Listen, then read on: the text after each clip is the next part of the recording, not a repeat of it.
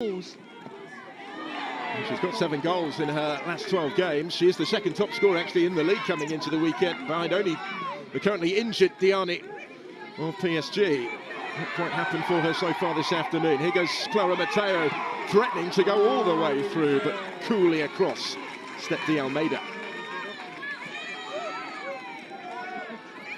Again, when I think Mateo's on the ball, I think everyone from Paris FC gets hope, you know, the willing runners, because you know she's going to look after the ball.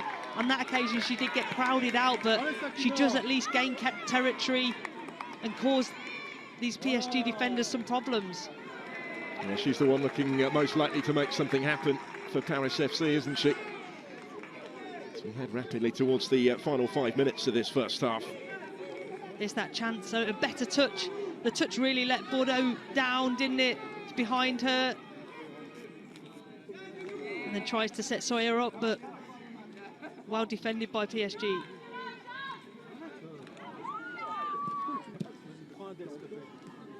It was, as you mentioned though, Laura, a timely reminder really to the home side at this stage of how finely balanced this remains.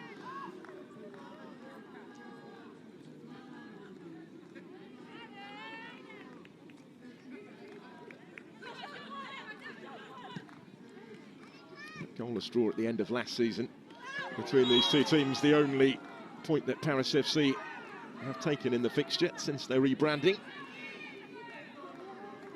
The Almeida on Tini on the touchline. Yeah, it's a clear foul. She doesn't get anywhere near the ball, and her arms over the top of Tierney. You know, way too aggressive. You can't come through the back of her like that.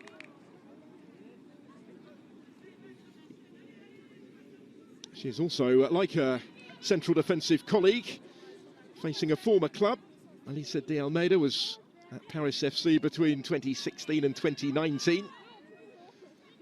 Key figure at the heart of the PSG defence these days.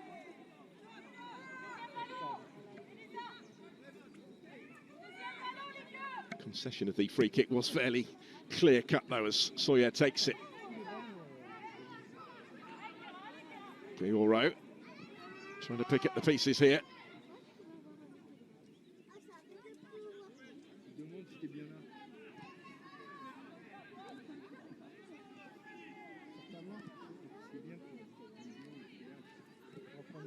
Those in pink not pressing quite so high just at the moment. Everybody back behind the ball inside their own half of the field. Be content enough, you suspect, to go in at half-time like this. There's Karshawi.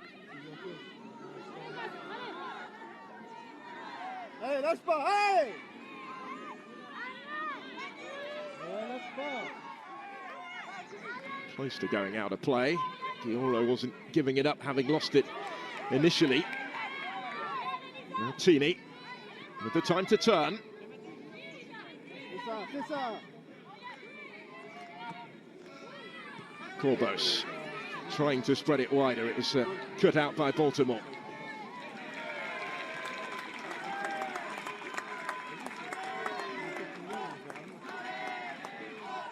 They're both getting through plenty of work when they don't have the ball.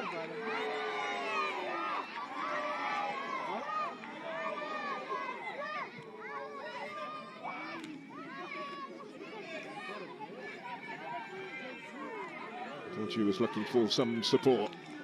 Might settle for that in the circumstances.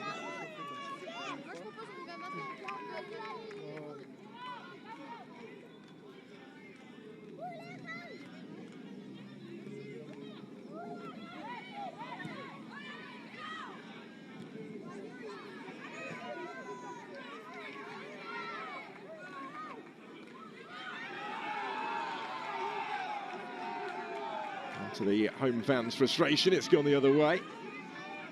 Neither side really able to exert their authority on the game at this juncture. No, I think PSG have looked dangerous when they get the ball wide to their fullbacks, Lawrence and Karshawi, and they get crosses in. That's where their best opportunities have come from, and pick up the first and second ball. And Paris FC have done really well on the counter-attack, quite intricate. And here they come again, looking for the spectacular. Taking the shot on from range. It wasn't too far away. No, I mean, the space is opened up. No one's closed her down, so why not? You know, she's certainly got that in her locker. Matteo.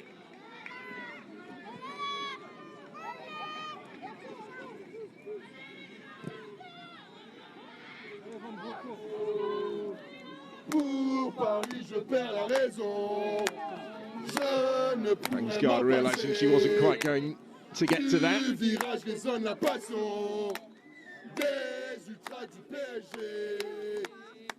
Increasing the volume levels on Derby Day from the stands.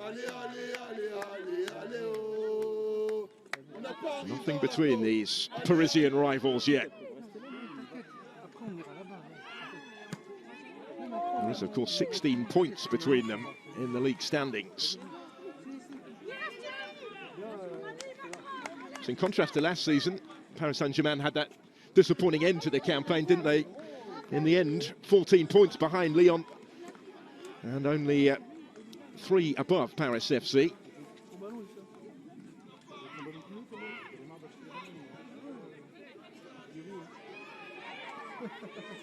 Title race much tighter this time around.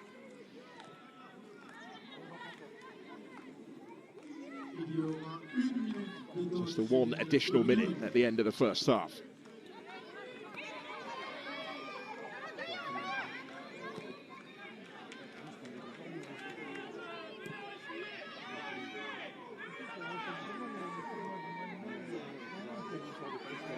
Still really searching for inspiration, the home side.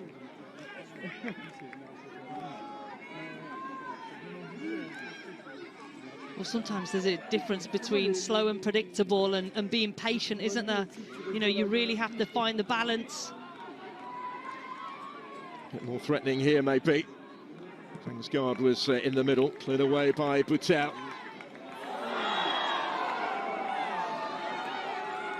And Raoui with the foul, which ensures that no further pressure will be able to be applied.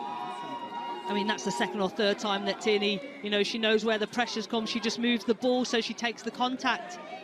And it's so important for a team, again, just defended a dangerous cross in their box, but they're picking up the second ball in that midfield, and she does it exceptionally well.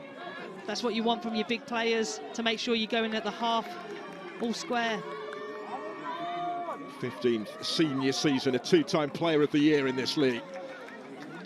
And that experience has certainly been on show throughout the entirety of this first half, which ends all square. No breakthrough as yet between these Parisian rivals. Not too many clear-cut opportunities really created by either. And at the break at the Stade Municipal Georges Lefebvre, it remains Paris Saint-Germain 0, Paris FC 0. Looking yet at this stage, will they? No, definitely not. You know, with the quality on the pitch and also the quality on the bench, which you've already mentioned, you know, they certainly have those big game players that when required upon will step up, take their moment. Yeah, plenty of options in reserve to mix it up. Paris FC will be satisfied so far. And a point for them, given that Fleury lost yesterday, would be a very useful one in the battle for third. Exactly, and I think they can be pleased with their first half performance.